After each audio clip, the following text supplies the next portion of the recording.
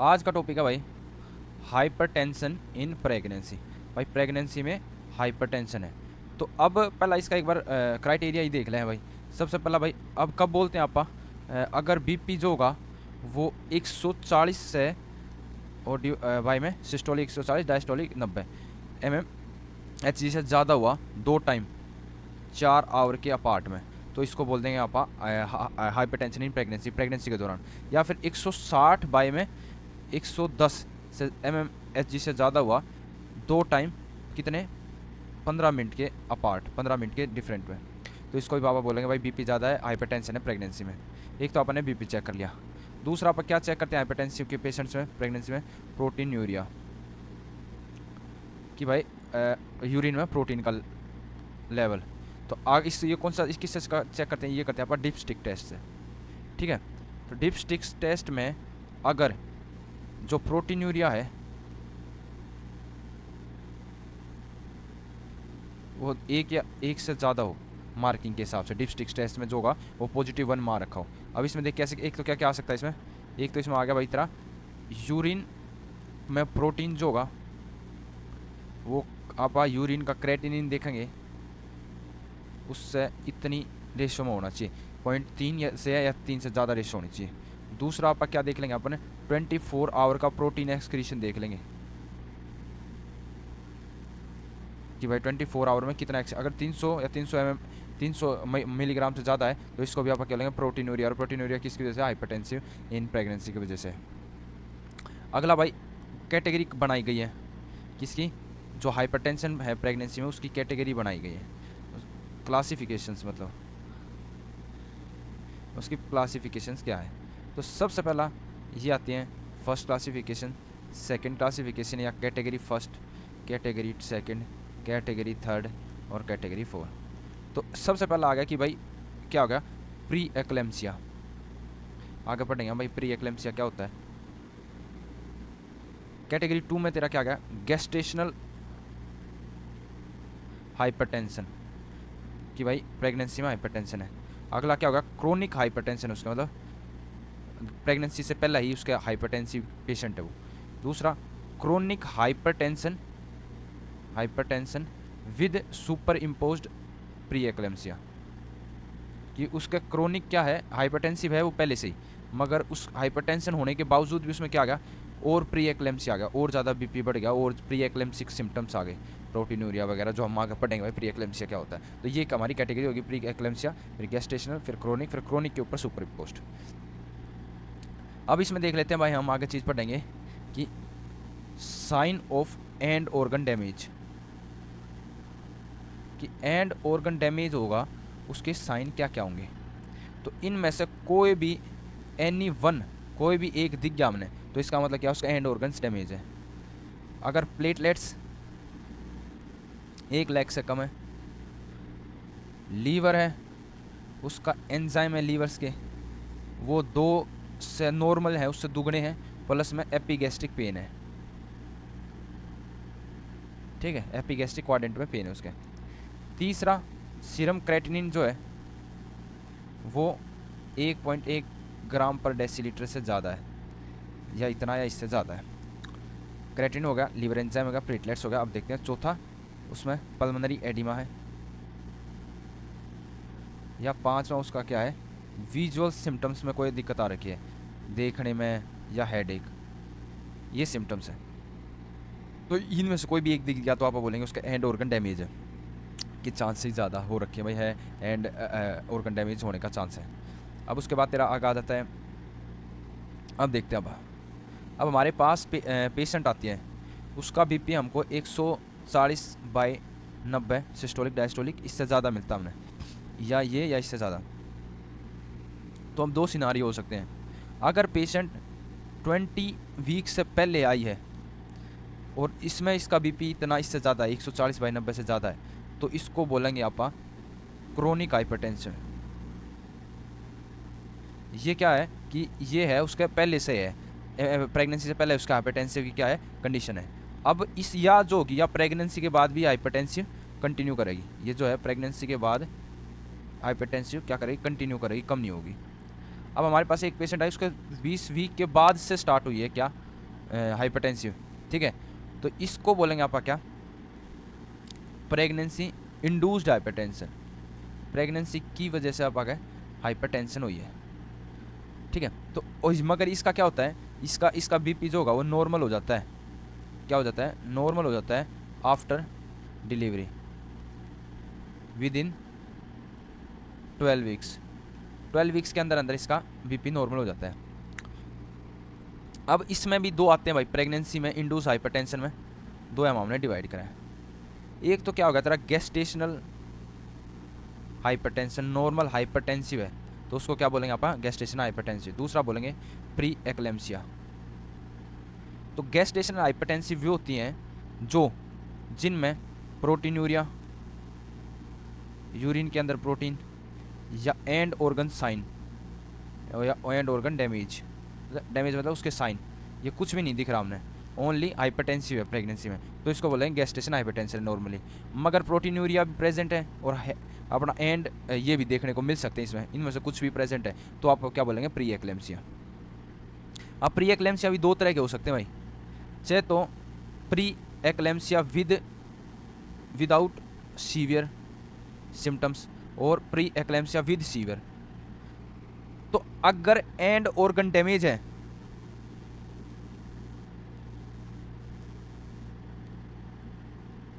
अगर and organ damage है तो इसको क्या बोलेंगे आप, सीवियर सिम्टम नहीं, मतलब अगर नहीं है तो आप बोलेंगे विदाउट सीवियर। और एंड ऑर्गन डैमेज कौन कौन से साइन, जैसे हमने प्लेटलेट्स कम हो गए 1 लाख से कम, सीरम क्रेटिनिन 1.1 से ज़्यादा हो गया, लीवर का एंजाइम होगा वो 2 टाइम ज़्यादा हो गया, एपिगैस्ट्रिक पेन हो गया, पल्मोनरी एडिमा हो गया, या हमारा हेड एक, या फिर विजुअल सिम्टम्स आपने कोई दिख रहे हैं, तो ये कोई हो गए, तो इसमें कोई एंड ऑर्गन डैमेज के साइन दिखने को मिल रहे हैं तो आपने क्या मिलेंगे, प्री एक्लेम्सिया विद क्या सीवियर सिम्टम्स।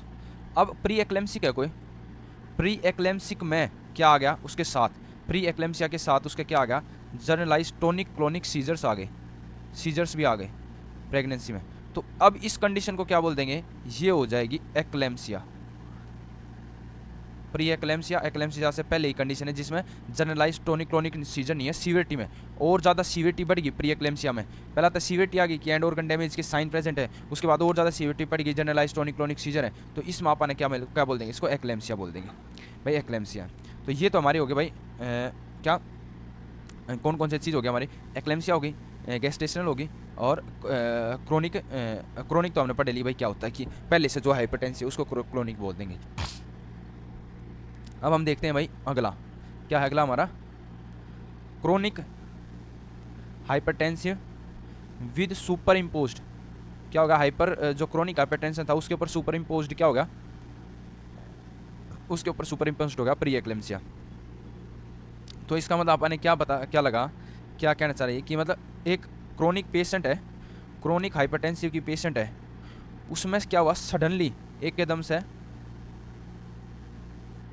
कुछ क्या प्रेजेंट करा, प्रेजेंटेशन एक एकदम प्रेजेंटेशन के साथ प्रेजेंट करती है, किस प्रेजेंटेशन के साथ, उसमें एक तो क्या आ गया, बीपी अनकंट्रोल आ गया सडनली, ठीक है। दूसरा न्यू ऑनसेट ऑफ क्या, प्रोटीनूरिया हो गया, प्रोटीनूरिया स्टार्ट हो गया एक कदम से।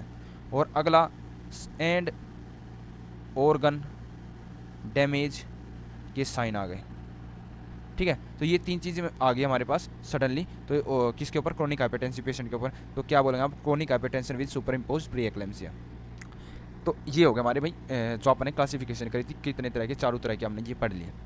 अब देख लेते भाई ऐसा क्यों होता है, पैथोजेनेसिस, कि भाई ऐसा होता क्यों है।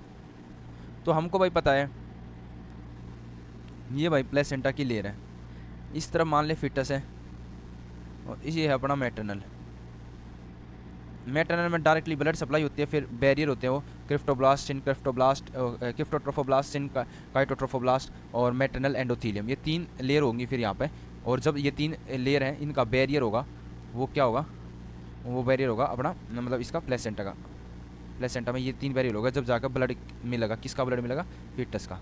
तो सबसे पहला ये वाली कौन सी है यहाँ पे, मैटरनल की तरफ कौन सी आर्टरी होती है, स्पाइरल आर्टरी होती है, स्पाइरल आर्टरी। नॉर्मली ये स्पाइरल आर्टरी कैसी होती है, नॉर्मली ये स्पाइरल आर्टरी नॉर्मली ऐसे होती है भाई, पतली पतली मतलब कंस्ट्रक्टेड और टॉर्चुअस,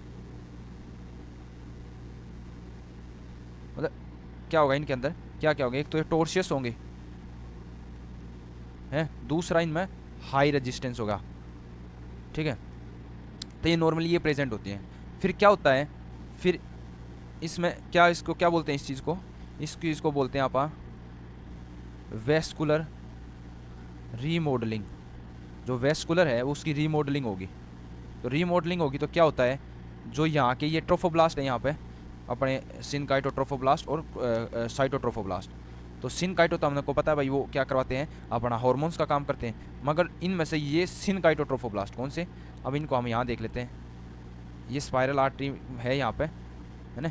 तो ये स्पाइरल आर्टरी के यहाँ पे ये आ गए, कौन से आ गए, ये आ गए यहाँ पे साइटोट्रोफोब्लास्ट, साइटोट्रोफोब्लास्ट का इन्वेजन हो गया, साइटोट्रोफोब्लास्ट इन्वेज करके। तो साइटोट्रोफोब्लास्ट का काम क्या होता है, साइटोट्रोफोब्लास्ट का काम होता है कि रीमॉडलिंग करवाती है, वेस्कुलर रीमॉडलिंग। वेस्कुलर रीमॉडलिंग हो जाए तो क्या होता है, एक तो स्पाइरल वेन क्या हो जाती है, डायलेट हो जाती है, दूसरी उसकी टॉर्सिसिटी खत्म हो जाती है। तो यहाँ पे इसमें क्या फीचर आ जाएंगे, एक तो डिक्रीज रेजिस्टेंस क्योंकि डायलेट हो गई, ठीक है, ड्यू टू डायलेशन। दूसरा क्या होगा, डिक्रीज टॉर्सिसिटी, मतलब टॉर्शियस जो थी वो कम होगी, टॉर्शियस नहीं रही है, वो सीधी होगी। तो इसको बोलते हैं हम क्रिप्टोब्लास्ट, ट्रिफोब्लास्ट इन्वेजन में, जिसमें क्रिप्टोब्लास्ट सेल जाते हैं। अब किसी कारण ये नहीं हो पाई, क्या नहीं हो पाई, वेस्कुलर रीमॉडलिंग नहीं हो पाई, तो हमारी जो होगी मैटरनल आर्टरीज वे कैसी रह जाएंगी, ऐसी रह जाएंगी, कैसी, टॉर्शियस और हाईली रेजिस्टेंस।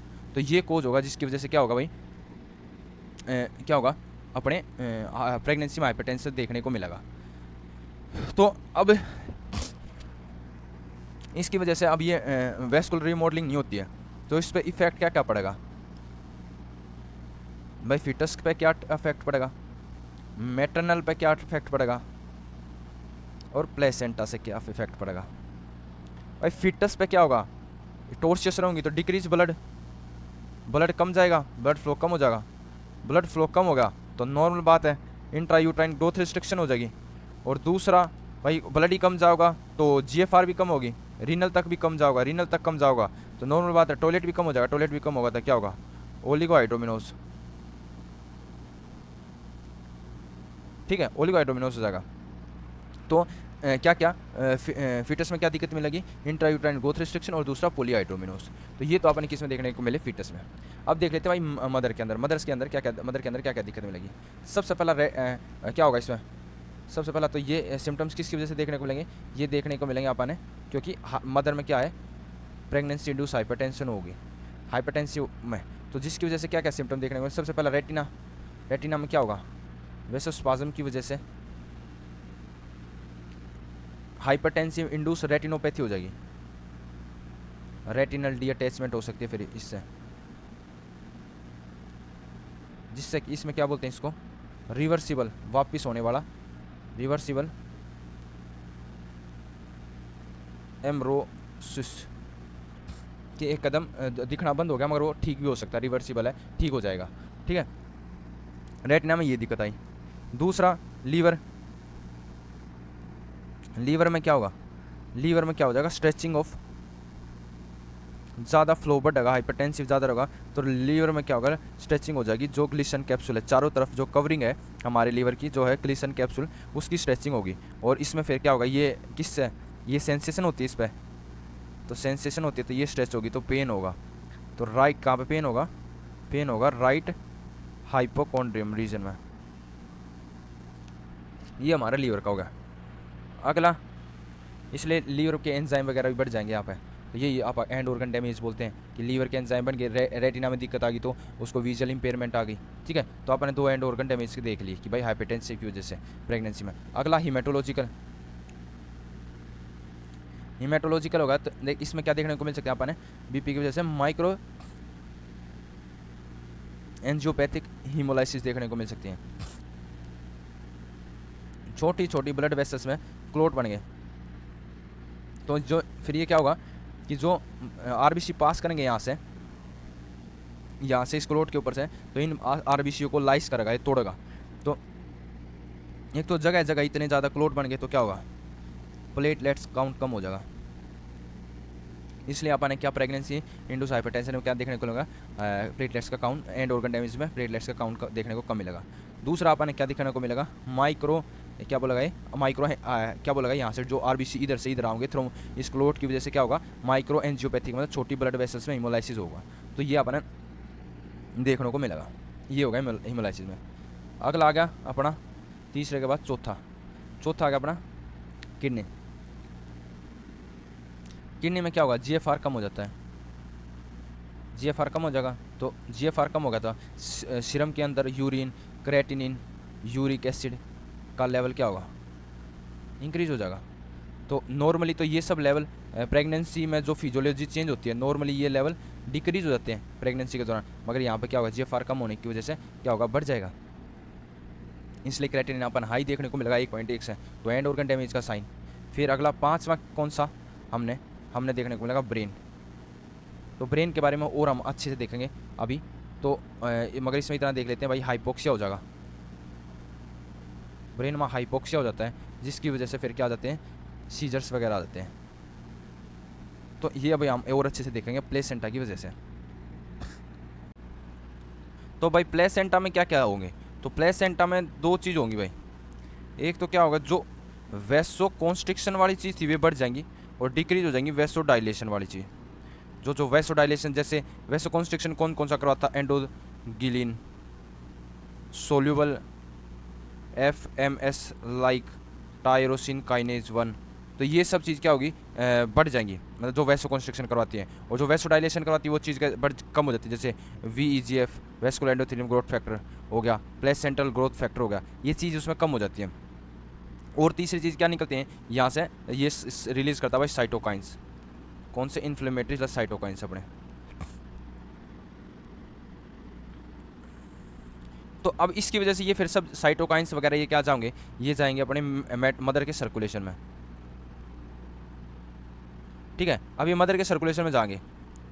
तो अब ये जो साइटोकाइंस हैं, ये जैसे हमारी ब्लड वेसल्स हैं, ये ब्लड वेसल्स के ऊपर है एंडोथीलियम सेल, ये सेल्स कौन से, एंडोथीलियम सेल।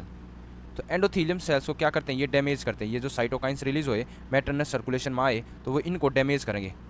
तो एंडोथीलियम सेल्स जो क्या करेंगे, कैपिलरीज वगैरह जो अपनी ब्लड वेसल्स है उनको डैमेज करेंगे, जिसकी वजह से फिर क्या होगा, डैमेज होंगे तो अंदर वाला जो फ्लूइड होगा, यहाँ पे जो फ्लूइड है वो लीक होगा, बाहर होगा, थर्ड स्पेस में होगा।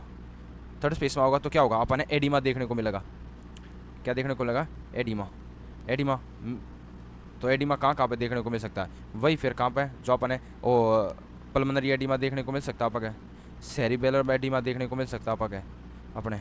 तो ये एडिमा वगैरह देखने को मिलेगा। दूसरा फिर अब उसके बाद क्या होगा, जो आपने देखा था हीमेटोलॉजिकल माइक्रो क्या नाम है अपने, क्या देखने को मिला था अपने, माइक्रो एंजियोपैथिक हीमोलाइसिस, मतलब माइक्रो एंजियोपैथिक में मतलब छोटी छोटी ब्लड वेसल्स में थ्रोम्बोस बन गया था। वो क्यों बना था, क्योंकि भाई अब यहाँ से ब्लड लॉस हो गया, मतलब क्या नाम है, यहाँ से फ्लूइड लीक हो गया बाहर। तो फ्लूइड लीक हो गया तो यहाँ पे जो अपने आरबीसी प्लेटलेट्स, इनका क्या होगा, यहाँ पे इनका आरबीसी का और प्लेटलेट्स का क्या होगा, एक कंसंट्रेशन बढ़ जाएगा, रिलेटिव कंसंट्रेशन बढ़ जाएगा, क्योंकि फ्लूइड तो कम हो गया, फ्लूइड तो बाहर निकल गया, तो आरबीसी और प्लेटलेट्स का कम होगा, मतलब ज़्यादा होगा वैल्यू नंबर। तो अब इसकी वजह से क्या होगा, यहाँ पे क्या करेंगे, ब्लड का रुकावट आ जाएगा, क्योंकि विस्कोसिटी बढ़ जाएगी। तो विस्कोसिटी बढ़ गई तो स्टेसिस हो गया ब्लड का, ब्लड स्टेसिस हो गया, ठहराव आ गया, तो क्या होगा, प्लेटलेट्स का एक्टिवेशन हो जाएगा। प्लेटलेट का एक्टिवेशन हो जाएगा तो क्या होगा, प्लेटलेट्स थ्रोम्बोस बनाती हैं, क्लोट बनाती हैं, थ्रोम्बोसिस हो जाएगा। तो अब ये थ्रोम्बोसिस फिर कहाँ होगा, जैसे मान ले ये थ्रोम्बोसिस ब्रेन में हो गया तो क्या आ जाएगा, फीमेल को स्ट्रोक आ जाएगा, स्ट्रोक की कॉम्प्लिकेशंस आ जाएंगी, इस्चेमिक स्ट्रोक। तो ये अपने फिर स्ट्रोक आ गया, या फिर सेरिबल एडिमा हो गया, तो इससे क्या देखने को मिल सकता है, फिर ऐसे फीमेल में क्या देखने को मिल सकता है, सीजर्स देखने को मिलता है। सीजर में आ गए तो क्या बोलेंगे, एक्लेम्सिया, ठीक है। तो ये अपना एक्लेम्सिया हो गया भाई, कि ऐसे इस तरीके से ये आपके ये हैं अपने, ये पैथोजेनेसिस है, इसकी वजह से ये अपने एंड ऑर्गन्स देखने को डैमेज देखने को मिलेगा, और एंड ऑर्गन डैमेज के ये साइंस होंगे, इस हिसाब से साइंस आएंगे। तो हमने देख लिया अब सारे। अब आगे देखते हैं आप भाई रिस्क फैक्टर से भी क्या क्या रिस्क फैक्टर है मोस्ट कॉमनली जो अपने क्या करवाते हैं, ये अपना प्रेगनेंसी इंड्यूस हाइपरटेंशन करवाते हैं। तो रिस्क फैक्टर क्या होंगे, तो रिस्क फैक्टर सबसे पहला दो तरह के होंगे, एक तो भाई बहुत ज़्यादा हाईली रिस्क है, और एक क्या होगा थोड़ा सा मॉडरेट रिस्क वाले। तो हाईली रिस्क वाले कौन कौन से आते हैं भाई, एक तो जेनेटिक डिस्पोजिशन है उसकी, दूसरा क्रोनिक हाइपरटेंशन है पहला से, मल्टीपल प्रेगनेंसी है, मल्टीपल प्रेगनेंसी है, उसके बाद क्या है हमारा, मल्टीपल प्रेगनेंसी के बाद हमारा है डायबिटीज़ है फीमेल का, टाइप 1, SLE है। तो ये सारे के सारे क्या आ गए, या CKD है, क्रोनिक किडनी डिजीज़ है, या SLE है, सिस्टमिक लूपस एरिथेमेटोसिस है। तो ये सारे क्या होंगे, हाई रिस्क में आ जाते हैं भाई। अगर ये हैं तो ज़्यादा रिस्क है, उसका क्या हो सकता है, प्रेगनेंसी इंड्यूस हाइपरटेंशन होगा। अगला रोल कम रिस्क वाले, थोड़े मॉडरेट रिस्क वाले कौन से हैं, नली पेरस, न्यू पार्टनर, कोई न्यू पार्टनर आया है। तीसरा, लॉन्ग, बहुत ज़्यादा लॉन्ग इंटर प्रेगनेंसी पीरियड ले लिया, 2 प्रेगनेंसी के पीरियड में क्या ले लिया हमने, टाइम ज़्यादा ले लिया। चौथा, मोलार प्रेगनेंसी है, उसमें भी हम पढ़ चुके हैं पहले वीडियो में कि भाई प्री एक्लेम्पसिया देखने को मिल सकता है। और पांचवा अपना जैसे क्या होगा कि भाई यूज़ बैरियर बिफोर प्रेगनेंसी, अब आप बैरियर कॉन्ट्रासेप्टिव्स यूज़ कर रहे हैं प्रेगनेंसी से पहले, तो ये हो गया रिस्क फैक्टर भाई, कि भाई कौन कौन से रिस्क फैक्टर हो सके भाई। जेनेटिक होगा, क्रोनिक हाइपरटेंसी और मल्टीप्लाई अपनी प्रेगनेंसी, डायबिटीज मेलाइटिस, SLE और CKD, ये तो तेरे हो गया हाई वाले में, हाई रिस्क। मॉडरेट वाले में ये हमने पढ़ लिया। अब आएगा इसका मैनेजमेंट कैसे करेंगे भाई आप। अगर हमारे पास हाइपरटेंसी का पेशेंट आता है, हम उसका मैनेजमेंट क्या करेंगे। सबसे पहला देख लेते हैं आप किसके लिए, जो क्रोनिक हाइपरटेंसिव पेशेंट्स हैं उनके लिए आप क्या वो मैनेज करेंगे, क्या ड्रग देंगे। तो सबसे पहला तो देख हम क्या देते हैं, ड्रग ऑफ चॉइस का है, ड्रग ऑफ चॉइस है यहाँ पे लेविटोलोल, ठीक है। और दूसरा वैसे बीटा ब्लॉकर, दूसरे बीटा ब्लॉकर नहीं देते, लेविटोलोल देते हैं। दूसरा और क्या होगा, कैल्शियम चैनल ब्लॉकर्स, जैसे कौन सा निफिडिपिन वगैरह, ये ड्रग ऑफ चॉइस है भाई, ये यूज़ करते हैं। अगर हाइपरटेंसिव इमरजेंसी है, बहुत ज़्यादा मतलब अर्जेंसी है, या अर्जेंसी है मतलब 160 से डिवाइड बाय में 110 आ गया, तो तुरंत आपने कम करना, तो आप सोडियम नाइट्रोप्रोसाइड भी दे सकते हैं, ठीक है, ये भी दे सकते हैं। मगर सोडियम नाइट्रोप्रोसाइड का क्या होता है साइड इफेक्ट, ये हमको पता है भाई, साइनाइड पॉइजनिंग कोज कर सकता है, ठीक है। तो ये हो गया हमारी ड्रग। अब कौन से कॉन्ट्रा इंडिकेटेड है भाई, कौन से ड्रग जो हम नहीं देते हैं प्रेगनेंसी में एंटी हाइपरटेंसिव। तो सबसे पहला डायूरेटिक्स, क्यों नहीं दे सकते। अब हमको पता ही है कि जैसे हमने जो ये पढ़ा था यहाँ पे, साइटोकाइंस की वजह से एंडोथीलियम से थर्ड स्पेस में ब्लड का लॉस हो रखा है, मतलब फ्लूइड का लॉस हो रखा है। तो पहला ही ब्लड के अंदर फ्लूइड कम है, पहला ही उसका रिलेटिवली क्या है, रिलेटिव इंट्रा वेनस जो ब्लड है वो कम है, तो यहाँ पे और ज़्यादा कम हो जाएगा। अगर आप क्या देंगे, डायूरेटिक्स देंगे तो और ज़्यादा कम होगा। तो इसलिए या क्या फिर या क्या कोज कर सका भाई, और ज़्यादा जैसे कंजेस्टिव हार्ट फेलियर कोज कर सकता है, तो ये चीज़ कोज कर सकता है, इसलिए आप डायूरेटिक्स नहीं देंगे। कौन सा इंडिकेटेड है, मतलब कौन सा इंडिकेटेड है, एक तो डायूरेटिक्स। दूसरा आ गया अपना ACE इनहिबिटर और एंजियोटेंसिनोजन रिसेप्टर ब्लॉकर, ये भी नहीं देंगे, क्योंकि ये क्या है, ये टेरेटोजेनिक है। क्या टेरेटोजेनिक है मतलब क्या कर सकते हैं, रीनल का डेवलपमेंट नहीं कराओगे, रीनल एजीनेसिस कोज करवा देंगे, ठीक है। इसलिए ACE इनहिबिटर और कौन सा आप ARB ब्लॉकर्स नहीं देते आप, ये भी कॉन्ट्रा इंडिकेटेड है। अब आगे देखते हैं आप, आगे देखते हैं भाई, ये तो आपने देख लिया कि मतलब क्रोनिक हाइपरटेंसिव प्रेगनेंसी। दूसरा आप देखते हैं भाई ट्रीटमेंट किसका, दूसरा ट्रीटमेंट देखते हैं आप कौन सा, एक तो pregnancy induce pre eclampsia, no severe मतलब उसमें एंड ऑर्गन डैमेज नहीं है, और सेकेंड है उसमें pre eclampsia with severe features, ठीक है। अब देख लेते हैं भाई पहला नॉन सीवियर वाला है। तो इसमें क्या करेंगे, उसमें OPD बुलाएंगे, उसका फॉलोअप करेंगे हर 2 बार वीकली, ठीक है। रूटीनली उसका चेकअप करते रहेंगे आप, क्या क्या जैसे CBC वगैरह ये सब आप रूटीनली जो चेक करते हैं वो करते रहेंगे, डिपस्टिक टेस्ट और BP, तो ये आप उसका रूटीनली चेक करते रहेंगे। और फिर इसमें ट्रीटमेंट क्या देंगे, एक तो मैनेजमेंट तो ये है कि भाई सबसे पहला OPD में हर 2 बार हर वीकली बुलाओगे, और एक तो नॉन स्पेसिफिक जो ट्रीटमेंट है वो तो क्या है, एंटी हाइपरटेंसिव जो हमने पढ़ लिए वे एंटी हाइपरटेंसिव ये दे देंगे। दूसरा जो डेफिनेट ट्रीटमेंट है वो उसका वेजाइनल डिलीवरी कब, 37 वीक के बाद किसमें, नो सीवियर फीचर है जब। अगर सीवियर फीचर आगे अपने जो एंड ऑर्गन डैमेज के साइन देखने को मिल रहे हैं अपने, तो इसके अंदर मैनेजमेंट क्या करेंगे भाई, इसके अंदर मैनेजमेंट करेंगे, उसको एडमिट कर लेंगे और उसको रूटीनली चेक करते रहेंगे आप हर एक आवर में, आवरली। ठीक है, तो अब इसमें भी फिर वही है, नॉन स्पेसिफिक ट्रीटमेंट और डेफिनेट ट्रीटमेंट। तो नॉन स्पेसिफिक ट्रीटमेंट क्या होगा, एंटी हाइपरटेंसिव देना अपन है। तो एंटी हाइपरटेंसिव देंगे आप कब, कौन कौन सा एंटी हाइपरटेंसिव दे सकते हैं, आईवी हाइड्रोलाजीन दे सकते हैं, या आईवी लेबिटोलोल दे सकते हैं, या ओरल निफिडिपिन दे सकें। तो ये तो हो गया अपना एंटी हाइपरटेंसिव के, तो ये तो अपने देने देने। दूसरा आप क्या दे सकते हैं एंटी हाइपरटेंसिव के बाद, दूसरा क्या देंगे, ये देंगे कोर्टिकोस्टेरॉइड्स। ये कब देंगे, ये आप देंगे 28 वीक के बाद की है ना प्रेगनेंट, उसमें मतलब 20 वीक के, इसको आप कब से में 37 से पहला दे सकते हैं आप। ठीक है, 37 वीक से पहला है तो आप दे देते हैं कोर्टिकोस्टेरॉइड्स। मगर मेनली क्या नाम 34 वीक तक अपना क्या हो जाता है, सर्फेक्टेंट बन जाता है, तो सर्फ 34 वीक तक। तो मगर आप 37 वीक से पहला दे देते हैं, अगर आप आगे सीजेरियन सेक्शन करना है, या मतलब 37 से पहला आप दे सकते हैं। आगे पढ़ लेंगे और इसकी मतलब क्या क्या है।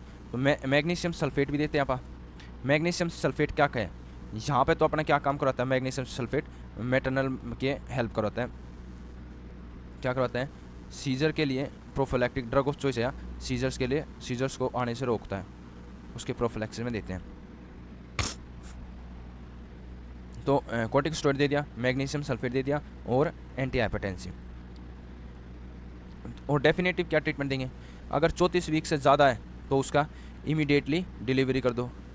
28 वीक से भी कम है तो भी उसका क्या है, वाइबिलिटी पीरियड नहीं है, मतलब बच्चा नहीं बच सकता। तो वाइबिलिटी पीरियड हम इंडिया में 28 वीक है, अगर इससे कम है तो भी इमीडिएटली क्या कर दो, डिलीवरी कर दो, क्योंकि माँ की जान को खतरा है। अगर 28 से लेकर 34 वीक के बीच में, तो यहाँ पर आपने क्या करना पड़ेगा, यहाँ पर आपने देखना पड़ेगा प्री एक्लेम्सिया विद कॉम्प्लिकेशंस हैं, कॉम्प्लिकेशन आ रखी है, तो क्या करो यहाँ पर मैंने क्या करो, भाई इमीडिएटली डिलीवरी कराओ first dose of corticosteroid. Corticosteroid का एक डोज दिया, जैसे नॉर्मली अब डेक्सोमिथासोन या बेटोमिथासोन दे रहे हैं, तो जैसे बेटा के दो लगती हैं डोज और डेक्स्ट्रो के 4 लगती हैं, तो वैसे आप बेटा लेते हैं तो 2 डोज लगा ले, मान लीजिए 2 डोज हम देते हैं, तो इसमें क्या होगा, एक डोज के बाद ही, कोर्टिकोस्टेरॉइड के एक डोज के बाद ही आप क्या करवा देंगे, डिलीवरी करवा देंगे। एक तो ये कंडीशन, उसके बाद प्री एक्लेम्सिया विद कॉम्प्लिकेशंस। और दूसरी आ गया भाई pre term rupture of membrane हो गया, तो 48 आवर वेट कर लो, उसके बाद दे दो। और अगर और कोई मतलब कॉम्प्लिकेशंस नहीं है, नो कॉम्प्लिकेशन, और कोई कॉम्प्लिकेशन नहीं है, तो क्या करो, एक्सपेक्टेंट मैनेजमेंट करो, उसको एडमिट कर लो, उसको कोर्टिकोस्टेरॉइड मैग्नीशियम सल्फेट वगैरह ये चीज़ लगाओ, और एक्सपेक्टेंट मैनेजमेंट करो टिल कब तक, 34 वीक तक। और यहाँ पे जाके इसकी क्या कर दो, वेजाइनल या तेरी सी सेक्शन जो करना है वो कर दो। ठीक है, अब आप यहाँ पे देख लेते हैं फिर अगला लास्ट हमारा एक्लेम्सिया। तो भाई एक्लेम्सिया में क्या होगा, एक्लेम्सिया में आया, एक्लेम्सिया मतलब प्री एक्लेम्सिया विद सीवियर, मतलब सीवियर में क्या आ गया, मतलब उसके एंड ऑर्गन के साइन है डैमेज के, है ना, एंड ऑर्गन डैमेज के साइन है, प्लस में क्या है उसके सीजर्स है। ठीक है, प्लस में उसके सीजर्स है। अब उसको क्या है भाई, सीजर्स है और pre eclampsia with severe and organ science है, तो इसको क्या बोलते हैं, एक्लेम्सिया। तो सबसे पहला ऐसा सीवियर की सीजर्स के साथ प्री एक्लेम्सिक पेशेंट आता है, तो फर्स्ट स्टेप तो आप क्या करेंगे, उसका एयरवे क्या करेंगे, मेंटेन कराओगे, एयरवे का मैनेजमेंट करेंगे भाई, लेटरल डिक्यूबिटस पोजीशन में लगाना, और एयरवे मेंटेन कराओगे। अगर एयरवे फिर ठीक है, सांस लेना ठीक हो रखा है, तो उसका क्या लगाओ, MgSO4। तो MgSO4 हमने पता है क्या है, ये प्रोफिलैक्टिक किसके लिए देते हैं आप, सीजर्स के लिए। फिर उसके बाद सीजर MgSO4 के बाद एंटी हाइपरटेंसिव लगाओ, इसके IV लेबिटोलोल या फिर और हाइड्रोलाजीन। ठीक है, तो ये आप एंटी हाइपरटेंसिव है। अब फिर उसके बाद ये स्टेबलाइज हो जाता है पेशेंट, आफ्टर स्टेबलाइजेशन, स्टेबलाइज हो गया तो इसका क्या कर दो, टर्मिनेशन ऑफ प्रेगनेंसी कर दो, प्रेगनेंसी को टर्मिनेट करवा दो यहाँ पे। ठीक है, तो ये आ गया भाई एक्लेम्सिक। अब हम पढ़ चुके हैं भाई क्या मैग्नीशियम सल्फेट के बारे में पढ़ लेते हैं थोड़ा बहुत भाई, मैग्नीशियम सल्फेट है क्या। तो मैग्नीशियम सल्फेट जो है ना, वो क्या है, न्यूरोप्रोटेक्टिव ड्रग है। क्या है, न्यूरोप्रोटेक्टिव।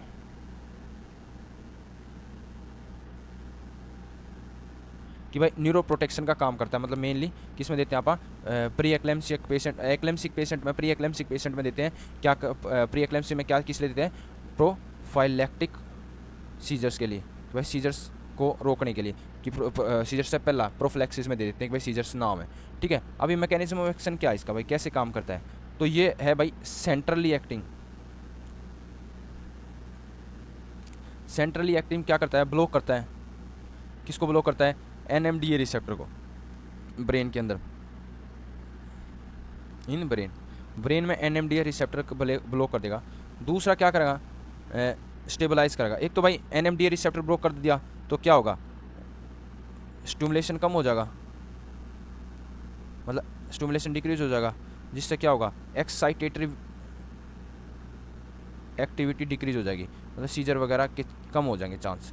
एक तो ये होगा भाई ब्लॉक कर दिया। दूसरा क्या करता है ये MgSO4, ये स्टेबलाइज करवाता है किसको, मेम्ब्रेन्स को, किसकी वजह से, क्योंकि ये भी एक मैग्नीशियम है, तो मैग्नीशियम जितना ज़्यादा होगा वो कैल्शियम के अपोजिट काम करता है, तो कैल्शियम कम हो जाएगा, तो कैल्शियम चैनल ब्लॉकर की तरह काम करेगा, जिससे एक मेम्ब्रेन स्टेबलाइज करवा देगा। और इससे फिर क्या होगा, वैसोडाइलेशन, जैसे कैल्शियम चैनल ब्लॉकर काम करते हैं निफेडिपिन वगैरह, वैसे जैसे वैसोडाइलेशन करवाएगा तो हाइपोक्सिया और कम हो जाएगा, मतलब वैसोडाइलेट करेगा, ब्लड ज़्यादा जाएगा ब्रेन तक, हाइपोक्सिया कम होगा तो डिक्रीज क्या होगा, सीजर्स। तो ये होगा हमारा भाई, ऐसे काम करता है ये। अब देखते हैं भाई इसको कैसे देते हैं, किस फॉर्म में देते हैं, तो एक इसके लिए एक वर्ड यूज होता है पिचार्ड रेजिमिन, पिचार्ड्स रेजिम। तो पिचार्ड रेजिम होता है, इस रेजिम फॉलो करके आप क्या देते हैं, MgSO4 देते हैं। तो इसमें अब आ गए दो, कैसे देंगे इसको, देंगे आप पहले तो लोडिंग डोज देंगे, लोडिंग डोज देने के बाद जब फिर बॉडी कॉन्सेंट्रेशन एक लेवल पर पहुंच जाएगी जहाँ पे वर्किंग डोज है, उसके बाद फिर आप उसको मेंटेन करेंगे उस वर्किंग डोज को वहाँ पे, तो फिर क्या बोलते हैं उसको, मेंटेनेंस डोज, फिर उसको बार बार मेंटेनेंस करते रहेंगे उस लेवल पे।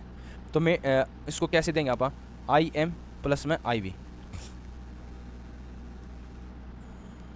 IM कैसे, 10 mg का होता है, 500% सोल्यूशन होता है, 10 mg, इस 500% सोल्यूशन होता है, 5 mg ईच बटक्स, हर बटक्स में 5 mg, ठीक है। और इसमें फिर आप क्या देते हैं, 4 ग्राम देते हैं, 20% सोल्यूशन होता है यो, ठीक है, जो IV में ऐसे देते हैं आप, ठीक है। तो ये हो गया हमारे लोडिंग डोज। अब आ गया उसके लोडिंग डोज, आपने फिर मेंटेनेंस कब तक देनी है, till 24 hour after delivery, delivery हो जाएगी ना बच्चे की, उसके बाद 24 आवर तक आपने देनी है, और एवरी 4 आवर में देनी है आपने, ठीक है। 5 mg वो 50% सोल्यूशन में डोज देनी है, वही ईच बटक्स में, ठीक है, IM। तो ये अपनी मेंटेनेंस डोज होगी। अब मेंटेनेंस डोज देते हैं ना, तो उससे पहला ईच टाइम आप क्या चेक करेंगे, उसके चेक करेंगे, क्योंकि हमको पता है भाई मैग्नीशियम क्या, अगर ईच टाइम चेक करेंगे क्या कि मैग्नीशियम की टॉक्सिसिटी तो नहीं होगी, कि भाई ज़्यादा मैग्नीशियम तो नहीं चला गया। तो मैग्नीशियम की टॉक्सिसिटी कैसे चेक करते हैं, सबसे पहले आप नी जर्क चेक कर लेते हैं, भाई रिफ्लेक्स चेक करते हैं, पटेलर रिफ्लेक्स, अगर कम हो गया तो क्या होगा, मैग्नीशियम की टॉक्सिसिटी होती है। हम पढ़ चुके हैं मैग्नीशियम जो होता है वो अपोजिट काम करता है कैल्शियम के, कि भाई मैग्नीशियम क्या करता है, कैल्शियम का जो गेट होते हैं ना प्री साइनेप्टिक चैनल्स पे, ये प्री साइनेप्टिक चैनल पे कैल्शियम होते हैं, कैल्शियम के गेट, फिर कैल्शियम जब अंदर आ जाता है जब, तो ये अपने न्यूरोट्रांसमीटर्स के वेसिकल्स होते हैं, फिर ये कैल्शियम आने की वजह से ये यहाँ पे जुड़ जाते हैं, फिर यहाँ साइनेप्स में तेरे वेसिकल्स निकल जाते हैं, और फिर वे आगे पोस्ट साइनेप्टिक मेम्ब्रेन पे अपना एक्शन शो कर देते हैं। तो अब मैग्नीशियम है, तो वो मैग्नीशियम क्या करता है, वो इस कैल्शियम को इनहिबिट करता है इस मेम्ब्रेन पे, तो कैल्शियम अंदर नहीं जा पाएगा, और क्योंकि ये मतलब खोलने में काम करता है इन चैनल्स को, कैल्शियम अंदर जाने में मैग्नीशियम, तो मैग्नीशियम ज़्यादा होगा तो इनहिबिट करेगा, मतलब कैल्शियम के अंदर जाने, तो कैल्शियम नहीं जाएगा तो वही क्या न्यूरॉन ट्रांसमीटर नहीं निकल पाएंगे यहाँ से, तो एक्शन नहीं हो पाएगा, जैसे एसिटाकोलिन नहीं निकल पाया तो क्या होगा, मैम अगर मसल्स के अंदर ये निकल नहीं पा रहा एसिटाकोलिन, वही मस्तेना ग्रेविस जैसे सिम्टम्स आ जाएंगे, तो वही नी रिफ्लेक्स वगैरह कम हो जाएगा। तो एक तो नी रिफ्लेक्स कम हो रखा तो पता लग गया हमें टॉक्सिसिटी हो रखी है। Second, urine output, urine output जरूर चेक करेंगे, क्योंकि मैग्नीशियम जो होता है ना वो किससे एक्सक्रीट होता है, वो किससे उसका वो होता है एलिमिनेशन, वो एलिमिनेशन होता है एक्सक्रीशन के द्वारा, किडनी के द्वारा। तो अगर किडनी ख़राब है तो किडनी खराब है तो मैग्नीशियम का लेवल बढ़ जाएगा हमारी बॉडी में, तो क्या कर कोज कर सकता है टॉक्सिसिटी। तो कम से कम कितना होना चाहिए 100 ml पर 100 या 100 से ज़्यादा ml पर 4 आवर के अंदर। ठीक है, अगला क्या चेक कर लेते हैं आप, अगला क्या चेक करते हैं रेस्पिरेटरी रेट। रेस्पिरेटरी रेट भी वही है। अब जैसे मसल्स जो हैं वो हेल्प करवाती हैं रेस्पिरेशन में, जैसे मेनली आप की डायफ्राम ले लेते हैं। अब वही डायफ्राम मसल्स में वही है भाई, नर्व है वो क्या रखिए यार न्यूरोमस्कुलर जंक्शन है। अब न्यूरॉन है, ये न्यूरॉन का वही वेसिकल्स है, न्यूरॉन ट्रांसमीटर्स हैं।